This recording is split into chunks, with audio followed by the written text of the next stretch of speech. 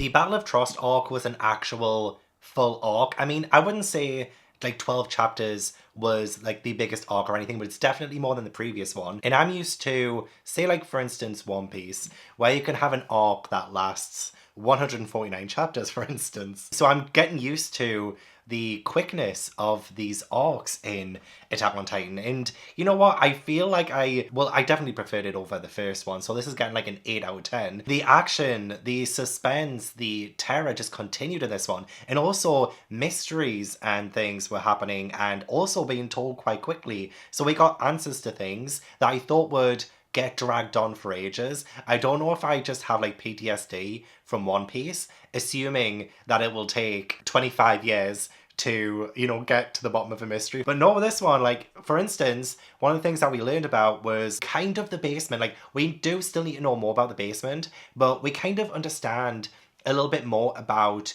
Eren's father and what he was doing. I thought it would take a long time to build to that, but no, it was actually quite a quick sort of, not exactly a resolution, but we got more answers than I thought we would pretty early on. Not just that also, but like, right, so I read up to the end of volume 1. And so the last 2 chapters of volume 1 is the first 2 chapters of this one. And so I totally forgot about this, but when I read it, it left it off on the idea that potentially Eren had been eaten alive and he's dead. And he was eaten alive. Like, we see him go inside the mouth of a Titan and the jaws coming down on his arm and his arm coming off. And I was like, oh my god, like what? Like, that's intense. That is epic. What in the world's just gone on there? Like, is he dead? Like, I thought he was the main character kind of thing. As we kind of see quite quickly, there is this Titan that appears and it has hair and it starts attacking other Titans. And I knew straight away that that was Eren. It was so on the nose. It was something that McAllister or Armin said, I can't remember which one. When observing this brand new Titan, they say the fury of the human race incarnate. And I just found it like so on the nose. And also it just happened kind of quickly after he was eaten. So it got my mind racing. And I was like, okay, it's probably Eren, but we probably won't find that out for a while. So what does this mean? Does this mean that when Titans eat humans, do those humans then become Titans? A little bit more like zombies, how you bite a person and then that person turns into a zombie. I thought maybe there was something there. But no, that ties into the basement stuff with Eren's dad. And it is really epic. Don't get me wrong, it's so epic. The way that Eren just kind of becomes this Titan from inside a Titan, and then the Titan gets split open as he comes out. Oh my god, it's gruesome, it's gnarly, it's dirty, it's disgusting, but it's so cool. It is so cool. But there isn't really like a whole lot of time to ruminate on potential plot points. I feel like it happened so quickly. Yeah, by the end of volume 2, we find out that Eren is actually Titan. I mean, don't get me wrong, like that was still a jaw-dropping moment because I'm like,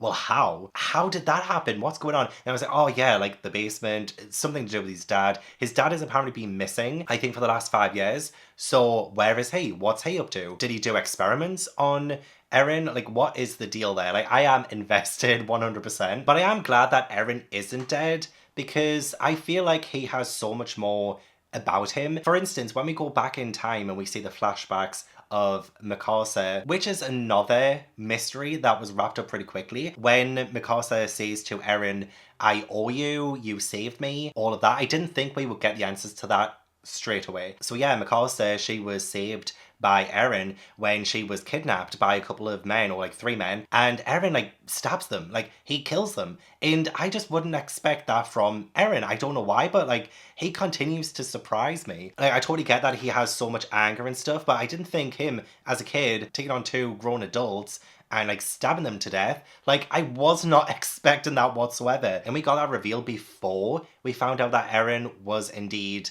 well, he either turns into a Titan or he can kind of control Titans, or well, I'm not 100% sure how it works. Hoping that we do find that out pretty soon. But now if Eren can turn into a Titan killing Titan, then the tables are turning quite a bit. What I love about the end of this arc itself was we were getting the hope back. This was the first victory of humankind in, I think, about 107 years. This has been such a long time coming. They needed something to help them, and Eren is now sort of like a weapon. Although, it wasn't easy. I, for a moment, thought that all of the infighting and the indecisiveness of the people in power within their society would end up killing Eren. And one of the things that I love that we've explored in this was how humans kind of kill other humans, and all of that infighting makes for a really disorganized society. And it's something that was brought up when we're talking about the history of the world. And it was mentioned briefly about how people used to kill other people. And now that the Titans have come, we've all like united against them so that we can fight them.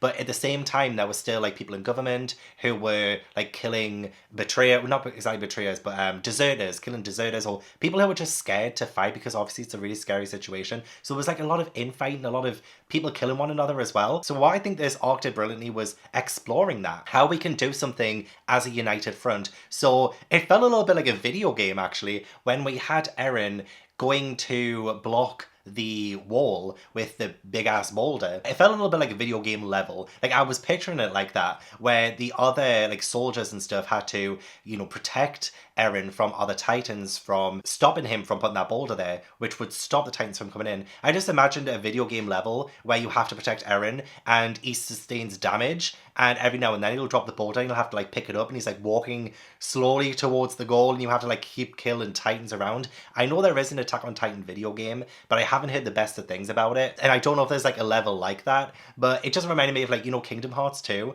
when you have to protect Minnie Mouse when you're going into like the throne room. It just, I don't know, it just reminded me of that. But the action felt like video game action. It felt epic, it felt awesome. It felt, again, for the majority of this, so hopeless until Eren discovered his ability and was able to turn the tides, although that wasn't easy either. What I loved about Armin, for instance, was the way that he was able to pull Eren out of his sort of stupor. You know, he's been hit, but he's kind of like falling asleep within this Titan kind of thing. He's like having this dream, and Armin is the one who pulls him out. I'm starting to see character roles. I'm starting to see where they fit in. And with Armin, I was a little bit annoyed by him to begin with, because I thought, oh, just fucking man up, you know what I mean? Like, it was like being a little bit annoying the way that he was constantly negative, constantly cynical and stuff like that. But I totally understand him more now. I understand his role. I understand how important he can be as a driving force when it comes to like making actual change, and like the decisions that he can do, the way that he was able to negotiate with the people who were about to kill Eren because he turned into a Titan, and he obviously didn't want his friends to die.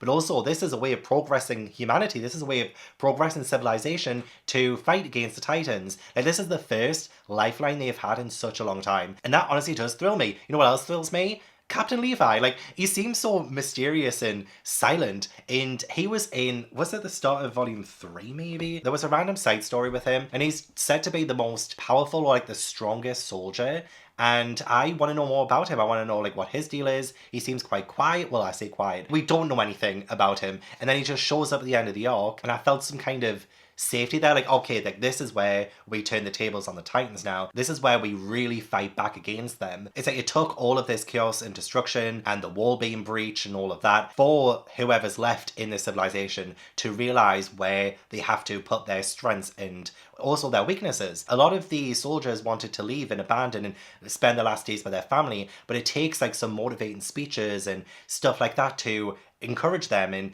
keep them all as a united front. So don't get me wrong, like this entire thing was still very chaotic. Sometimes a little bit hard to follow with the art because I still don't think the art is the best. It is so messy. I have very little faith in this military operation, but with our main characters, I do feel more hope with them than I do everyone else, if that makes sense. There was a really awful, like there's quite a few moments in this that I really love, but like there was a really awful moment that I've just felt so bad where there was this random soldier. I don't think he had any, I'm not 100% sure, but there is a section of the town where a few of the Titans are like trying to climb it, and there are some of the soldiers inside it, and one of the soldiers, he has this gun and he's like, oh great, but he puts the gun on himself and unalives himself. And like that was so shocking to me. Like for some reason I was sitting there just like gobsmacked for a few minutes. I think the gravity of the situation really got to me at that point. What would you do? Like in that situation, what would you do? This is showing like the really ugly side of like a dystopian world where humans are dying out and they're being cornered, they're being backed into a corner